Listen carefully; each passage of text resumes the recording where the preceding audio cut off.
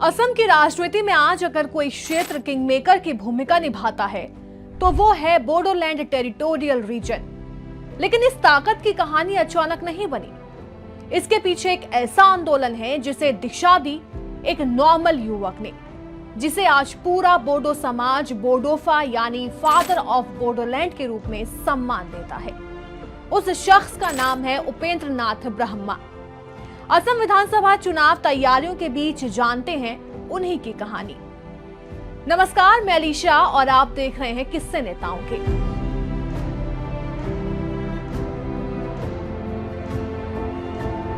The politics of identity in Assam के लेखक उदयन मिश्रा ने अपनी किताब में उपेंद्र नाथ ब्रह्मा के बारे में विस्तार से जिक्र किया है। इसके अलावा भी कई पुस्तक हैं जिनमें उनके बारे में जिक्र है।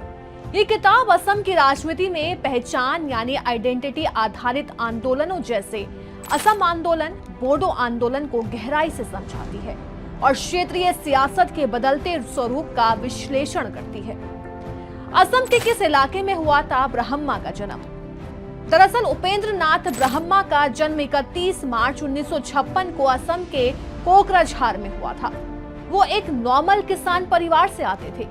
बचपन ग्रामीण बोडो समाज की समस्याओं जैसे कि गरीबी, शिक्षा की कमी और राजनीतिक उपेक्षा के बीच बीता। बचपन से ही मन में एक असाधारण सवाल था, हमारी भाषा और हमारी पहचान को सम्मान क्यों नहीं मिलता? गांव के स्कूल में बैठकर उठे ये सवाल धीरे धीरे उनके जीवन का मकसद बन गए। पढ़ाई के लिए जब वो गांव से बाहर निकले तो दुनिया को नए नजरिए से देखा।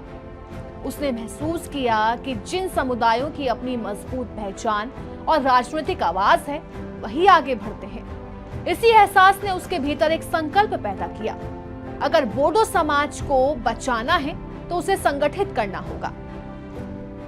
ये विचार ही आगे चलकर उसके संघर्ष की नींव बना। उन्होंने गांव लौटने पर अपने समाज की हकीकत को और करीब से देखा। गरीबी, अशिक्षा और राजनीतिक उपेक्षा, इस स्थिति ने उन्हें कम उम्र में ही झकझोर दिया।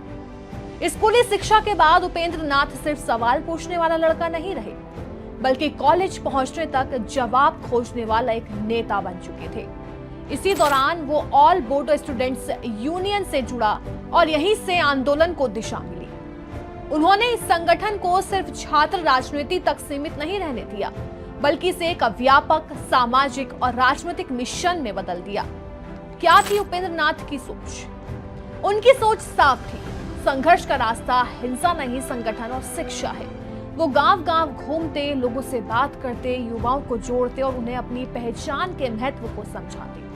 शुरुआत में लोग डरते थे कि ये आंदोलन टकराव पैदा करेगा, लेकिन उपेंद्र ने सभी को भरोसा दिलाया कि ये लड़ाई अधिकार और सम्मान की है, टकराव की नहीं। 1980 के दशक में जब असम कई आंदोलनों और अस्थिरता के दौर से गुजर रहा था, तब बोडो समाज की मांग अपनी अलग पहचान और राजनीतिक अधिकार तेज हो गई। इस कठिन समय में उपेंद्र नाथ ब्रह्मा का नेतृत्व और मजबूत होकर उभरा। राजनीतिक दबाव, सामाजिक विरोध और अस्थिर माहौल के बावजूद उन्होंने अपने आंदोलन को हिंसा से दूर रखा। उनका मानना था कि अगर संघर्ष अपनी मूल पहचान खो देगा तो उसका उद्देश्य भी खत्म हो जाएगा। 4 मई 1990 को जब उनका अचानक निधन हुआ तो पूरा बोडो समाज जैसे टूट गया। लेकिन ये उनका अंत नहीं था, यहीं से एक नए युग की शुरुआत हुई। उनकी मृत्यु के बाद उनका विचार और भी ताकतवर बन गया। लोगों में इस धारणा को बल मिला कि बोडोफा कभी नहीं मरते, क्योंकि वो अब तक एक व्यक्ति नहीं बल्कि एक विचार बन चुके थे। कैसे बन गए बोडोफा? उन्हें बोडोफा यानी बोडोलैंड का फादर इसलिए कहा गया क्योंकि उन्होंने सिर्फ नेतृत्व ही नहीं किया, बल्कि एक बिखरे हुए समाज को दिशा दी, उसे संगठित किया और उसे अपनी पहचान के लिए खड़ा होना सिखाया। विद्वान संजीव बरुआ भी मानते हैं कि उनका आंदोलन केवल एक जातीय संघर्ष नहीं था, बल्कि एक आइडेंटिटी अवेकिंग था, जहां एक समुदाय ने खुद को पहचानते हुए राजनीतिक शक्ति में बदल दिया। बोडोफा यानी पिता ये कोई सरकारी किताब नहीं थी, ये उस भरोसे का नाम था जो जनता ने उन्हें दिया। आज भी उनकी कहानी सिर्फ इतिहास नहीं बल्कि प्रेरणा है। एक ऐसे युवक की कहानी जिसने सवाल पूछने से शुरुआत की और एक पूरे समाज की आवाज बन गया। यही वजह है कि उपेंद्र नाथ ब्रह्मा आज भी सिर्फ एक नाम नहीं बल्कि बोडो समाज के बोडोफा के रूप में जिंदा है। ब्रह्मा के बाद आंदोलन रुका नहीं बल्कि आगे बढ़ता गया। उन्होंने बोडोलैंड इलाके में जो चेतना पैदा की, उसके दम पर बोडोलैंड मांग को लेकर आंदोलन दशकों तक चलता रहा। इसका नतीजा ये निकला कि 1993 केंद्र सरकार ने बोडोलैंड स्वतंत्रता परिषद का गठन किया। 2003 बोडोलैंड टेरिटोरियल काउंसिल बना। अब बोडोलैंड टेरिटोरियल रीजन के रूप में उसकी पहचान है। इन सब के पीछे एक ही सोच थी, संगठित पहचान की सत्ता की चाबी है जो लोगों को ब्रह्मा ने दी थी। असम की राजनीति में आज बोडोलैंड किंग मेकर क्यों है? आज बोडोलैंड टेरिटोरियल रीजन असम की राजनीति का निर्णायक केंद्र बन चुका है।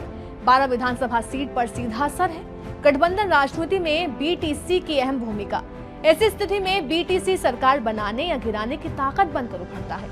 असम में अब कोई भी पार्टी बोडोलैंड को नजरअंदाज करके सत्ता तक नहीं पहुंच सकती। ब्रह्मा की असली विरासत क्या है? उपेंद्र नाथ ब्रह्मा ने सिर्फ आंदोलन नहीं किया, उन्होंने एक मॉडल दिया। अपनी पहचान को ताकत बनाओ, समाज को संगठित करो, लोकतांत्रिक दबाव बनाओ, और यही मॉडल आज भी बोडोलैंड को मजबूत बनाए हुए है। आखिर ये कहानी क्या कहती है? ये सिर्फ एक नेता की कहानी नहीं है, ये एक पूरी राजनीतिक चेतना की कहानी है। एक बिखरे समाज की एक मजबूत पहचान बनने की और उस पहचान के सत्ता तक पहुंचने की कहानी है। आज बोडोलैंड का किंग मेकर बनना इस बात का सबूत है कि ब्रह्मा का विचार एक आंदोलन नहीं बल्कि एक स्थायी राजनीतिक क्रांति था। 1 साल पहले दिल्ली नगर निगम ने दक्षिण दिल्ली में लाला लाजपत राय मार्ग के एक हिस्से यानी कैलाश कॉलोनी मेट्रो स्टेशन के पास का नाम बदलकर बोडोफा उपेंद्रनाथ ब्रह्मा मार्ग रखा। यहाँ पर उनकी एक प्रतिमा का अनावरण केंद्रीय गृह मंत्री अमित शाह ने किया था।